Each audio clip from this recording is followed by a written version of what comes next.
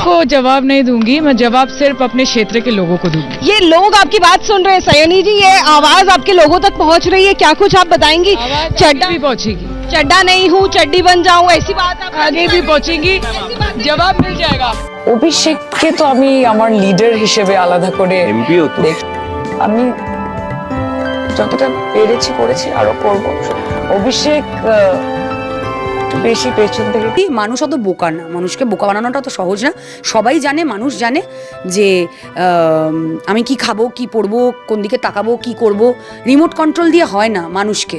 আমি জোর করে কিছু করাতে পারবো না কাউকে, ভালোবাসা দিয়ে সব করাতে পারবো। সায়নী ঘোষকে নিয়ে মুখ খুললেন অভিনেত্রী সায়ন্তিকা বন্দ্যোপাধ্যায়। সায়নী ঘোষ নাকি অন্তঃসত্ত্বা এবং তিনি নাকি অভিষেকের বাচ্চার মা হতে চলেছেন।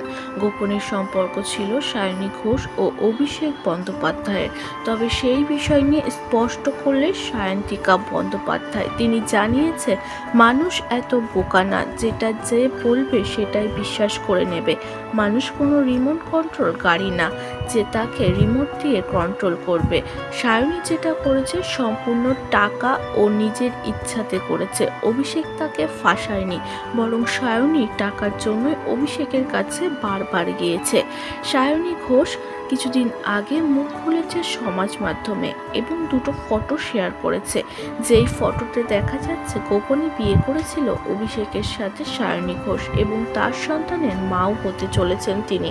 তবে এগুলি যে সায়নীর পুরো প্ল্যান, সেটা এবার ফাঁস করলো সায়ন্তিকা বন্দ্যোপাধ্যায়। তিনি জানিয়েছে সায়নীর টাকার জন্যই অভিষেকের পেছনে পড়ে থাকতো।